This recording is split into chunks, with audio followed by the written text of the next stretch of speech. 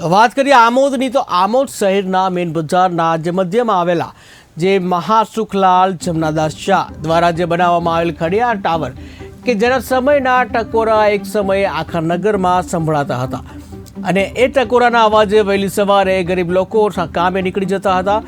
અને જે ટાવર આજ રોજ નગરપાલિકાના હસ્તક છે અને નગરપાલિકા તરફથી તેને ચાલુ કરવા તથા મેન્ટેનન્સ કરવા ટેન્ડર કરી કોન્ટ્રાક્ટ પણ આપેલ, પરંતુ કોન્ટ્રાક્ટર દ્વારા અધૂરું કામ કરેલ હતું અને જે અધૂરા કામની રકમ નગરપાલિકા દ્વારા ચૂકવી આપવામાં આવેલ હતી.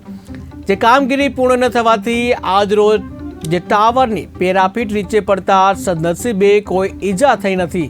જો આજ બનાવ સાંજના સમયે બન્યો હોત તો કોઈકને ઈજા પણ થવાની સંભાવના હતી.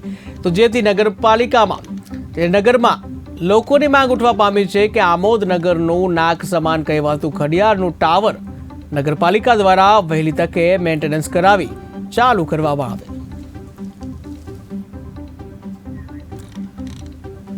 તો આમોદ નગરપાલિકા સંચાલિત જે ખડિયાળ જે ટાવર જે છે, આ ટાવરને મેન્ટેનન્સ કરવાનું એ કોન્ટ્રાક્ટરને આપેલું હતું, પરંતુ અધૂરું કામ કરેલું હતું.